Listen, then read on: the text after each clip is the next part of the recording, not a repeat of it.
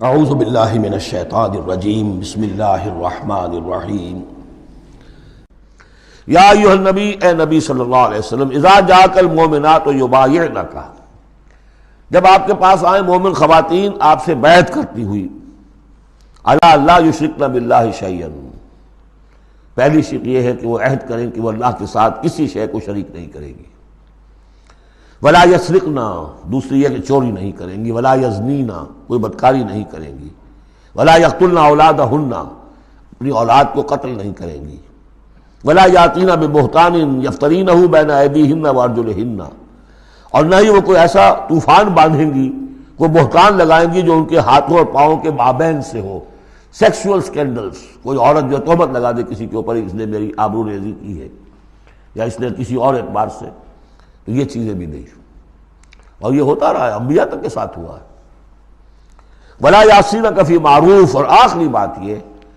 اس بیعت کے اندر کہ جو بھی آپ بھلی بات ان سے کہیں گے اس کے اندر آپ کی نافرمانی نہیں کریں گے۔ یہ ہیں آرٹیکلز آف بیع خواتین کے لیے۔ فبایعہن، تو اے نبی ان کی بیعت قبول کر لیجئے، انہیں بیعت کر لیجئے اپنے سے۔ واستغفر لہن اللہ، اور ان کے ساتھ ان کے لیے اللہ تعالیٰ سے استغفار کیجئے۔ ان اللہ غفور الرحیم، یقیناً اللہ غفور الرحیم ہے۔ اب یہاں نوٹ کر لیجئے کہ جو بیعت مردوں سے لی گئی، بیعت عقبہ ثانیہ، بیعت عقبہ اولیٰ جو تھی وہ تقریباً یہی تھی، اسی لیے اس کو بیعت النساء بھی کہتے ہیں، پہلی بیعت۔ ابھی جو ہے وہ کوئی ایسی شکل سامنے نہیں تھی کہ کوئی جماعتی تشکیل ہو رہی ہو، جماعت بنانی ہو، اور ہمارے ہاں جو بھی صوفیاء ہیں جو بیعت لیتے ہیں وہ بھی تقریباً اسی کو دلیل بناتے ہیں، بیعت عقبہ اولیٰ اور بیعت النساء، وہ اسی بات کا عہد لیتے ہیں، شرک نہیں کروں گا، یہ نہیں کروں گا، چوری نہیں کروں گا، نیکی کے کام کروں گا، وغیرہ وغیرہ۔ تو صوفیاء کی بیعت، خواتین کی بیعت اور بیعت عقبہ اولیٰ تقریباً یہ ہے۔ لیکن وہ بیعت جس سے کہ جماعتی زندگی وجود میں آئی وہ بیعت عقبہ ثانیہ ہے۔ حضرت عبادہ ابن صامت رضی اللہ تعالیٰ عنہ سے اس کی پورا اس کا ٹیکسٹ جو ہے وہ موجود ہے، متفق علیہ حدیث ہے، جس کو بخاری میں بھی ہے، مسلم میں بھی ہے۔ بایعنا رسول اللہ صلی اللہ علیہ وسلم، وہ فرماتے ہم نے بیعت کی تھی اللہ کے رسول سے صلی اللہ علیہ وسلم، علی السمع والطاعۃ، آپ کا ہر حکم سنیں گے، اطاعت کریں گے، فی العسر، تنگی اور مشکل میں بھی، والیسر، اور آسانی میں بھی، والمنشط، اس حالت میں بھی کہ ہماری طبیعتوں میں انشراح ہو کہ ہاں یہ کام واقعتاً بہت مفید ہے، صحیح ہے، والمکر، اور اس حالت میں بھی کہ ہمیں اپنی طبیعتوں پر جبر کرنا پڑے، ہمیں اس فیصلے کے ساتھ اتفاق نہ ہو، وعلی اثرۃ علینا، اور اس کے باوجود کہ دوسروں کو ہم پر ترجیح دے دی جائے۔ ترجیح دے دی جائے کس بات میں؟ آپ امیر بنا رہے ہیں فلاں شخص کو، یہ تو ابھی نوبارد ہے، ابھی آیا ہے، ابھی شامل ہوا ہم میں، اور ہم پرانے آپ کے ساتھی ہیں، نہیں، پریروگیٹو ہے یہ آپ کا، جس کو چاہیں امیر بنائیں۔ وعلی اللہ نضال الامر اہلہ، جنہیں آپ ذمہ دار بنائیں گے ان سے ہم جھگڑیں گے نہیں،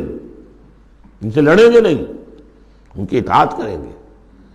من اطاعنی فقد اطاع اللہ ومن عصانی فقد عصی اللہ ومن اطاع امیری فقد اطاعنی ومن عصی امیری فقد عصانی۔ وعلی ان نقول بالحق اینما کنا، آخری شق یہ کہ ہم حق بات ضرور کہیں گے جہاں کہیں بھی ہوں گے، لا نخاف فی اللہ لومۃ لائم، ہم کسی ملامت کرنے والے کی ملامت کے خوف سے اپنی زبان بند نہیں کریں گے۔ یہ بیعت عقبہ ثانیہ جو ہے اس کو ہم نے تنظیم اسلامی میں اختیار کیا، ایک لفظ کا اضافہ کیا، ابایعک علی السمع والطاعۃ فی المعروف، حضور کی اطاعت مطلق تھی، جو حکم دیں گے، غلط دے نہیں سکتے، معصوم ہے۔ حضور کے بعد ابو بکر کی بیعت بھی مطلق نہیں تھی، مقید ہے، مشروط ہے، کتاب و سنت کے دائرے کے اندر۔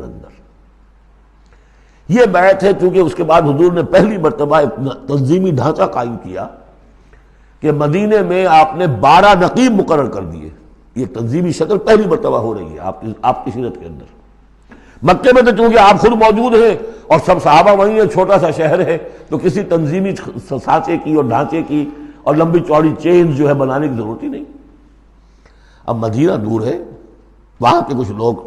9 خزرج میں سے اور 3 اوس میں سے آپ نے نقیب بنائے،